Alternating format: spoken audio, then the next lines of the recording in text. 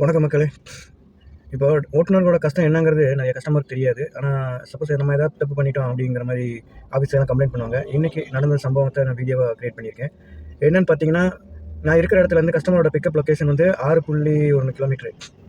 இப்போ நான் வந்து ஆஃபீஸில் பேசினேன். இப்போ அவங்க என்ன சொல்கிறாங்கன்னு பாருங்கள். நான் இவ்வளோ தூரம் போய் பிக்கப் பண்ண போகணும், பக்கத்தில் வண்டி 3 கிலோமீட்டர் இல்லை 5 கிலோமீட்டர் இல்லை சொல்கிறாங்கன்னு கேளுங்க.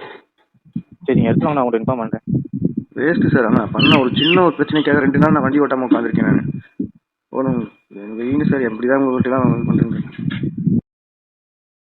அடுத்து வந்து நம்ம பேசியாச்சு. ஆனால் கஸ்டமர்கிட்ட சொல்கிறேன். கஸ்டமர் வந்து என்ன வந்து வார்த்தை சொல்கிறாங்கன்னு பாருங்கள். இவ்வளோ தூரம் நான் எம்டி அடிச்சு வரணும். ஆனால் என்ன இப்போ எங்கே இருக்கீங்க? நான் வணிக வளம் சிக்கந்தர் சாவடி. சிக்கந்தர் சாவடியில் இருக்கீங்களா? ஆமாங்க ஆமாம். பார்க் டவுன் பஸ் ஸ்டாண்ட் வரணும். சரி, வந்துட்டு கூப்பிட்றேன். ஜங்ஷன்றாப்பா? ஆமாம், ஜங்ஷன் வந்துடுவீங்களா சீக்கிரம்? அண்ணா நார்மலாக என்ன ஆகுமோ அதுதானே. சீக்கிரம் வர அளவுக்கு எனக்கு நான் பவர் கிடையாது. நான் வேகமாக வரட்டி வரேன். என்னால் முடிஞ்ச வரைக்கும் வரேன். அவ்வளோதான். சரி சரி சரி.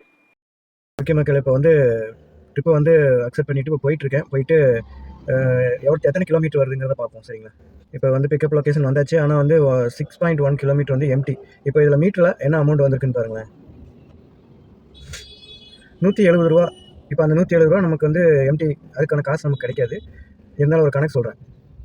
இப்போ வந்து கஸ்டமர் பிளேட்ஸ்க்கு வந்தாச்சு. பிக்கப் பண்ணுறேன். பிக்கப் பண்ணிட்டு அங்கே ஸ்பாட்டுக்கு போனோன்னா எவ்வளோ ஓடுதுங்கிறத பார்ப்போம். சரிங்களா? இப்போ பிக்கப் பண்ணி ட்ராப் லொக்கேஷன் வந்துச்சு. ஜங்ஷன் தான் ட்ராப்பு. இங்கே எத்தனை கிலோமீட்டர் ஓடி இருக்குது என்னென்னு பாருங்கள். இப்போ வந்து நம்ம ட்ராப் பண்ணியாச்சு. 230 ரூபா வருது. 8.9 கிலோமீட்டர் அந்த மாதிரி வருது. சரிங்களா? இப்போ நம்ம வாங்கியிருக்கிற அந்த 230 ரூபாய்க்கு 12% கமிஷன் பார்த்திங்கன்னா 27 ரூபா 95 காசு அந்த மாதிரி வருது. ஸோ இதுக்கு வந்து 18% ஜிஎஸ்டி. அது எவ்வளோங்கிறதையும் பார்ப்போம். கொஞ்சம் வெயிட் பண்ணுங்கள். ஸோ அந்த கமிஷனுக்கான ஜிஎஸ்டி பார்த்திங்கன்னா 5.0. இப்போ இதெல்லாம் வந்து கூட்டி கழிச்சு அந்த மாதிரிலாம் பார்க்கும்போது பார்த்திங்கன்னா இப்போ இதை வந்து நம்ம 27 கூட ஆட் பண்ணுவோம். 32 ரூபா அந்த மாதிரி வரும்னு நினைக்கிறேன்.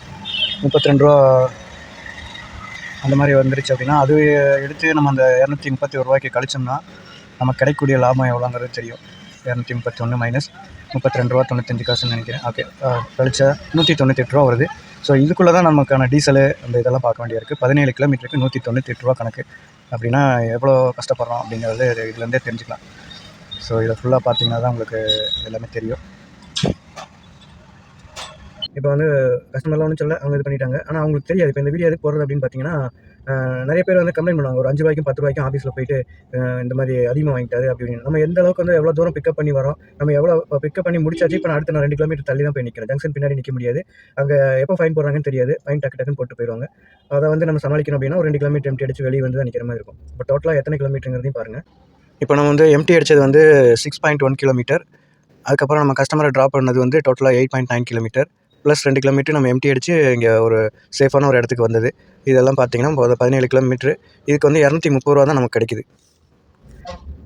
ஸோ இதுதான் டிரைவர்ஸோட லைஃபு. ஸோ மறக்காமல் ஓட்டுநர்கள் தயவுசெய்து இந்த வீடியோ முடிஞ்ச வரைக்கும் வண்டி புக் பண்ணி வராங்களா அந்த மாதிரி கஸ்டமர் பார்க்குற பார்வைக்கு கொஞ்சம் ஷேர் பண்ணுங்கள். அப்போவாது அந்த நம்ம கஷ்டம் என்னங்கிறது தெரியும். இத்தனை இதுகளை நம்ம சாக்ரிஃபைஸ் பண்ணி தான் அடுத்து நம்ம அதில் கிடைக்கிற பணத்தை மிச்சம் பண்ணி நம்ம ஃபேமிலியும் மற்ற செலவுகளையும் நம்ம பார்க்க வேண்டியதாக இருக்குது. மறக்காமல் ஷேர் பண்ணுங்கள். நன்றி.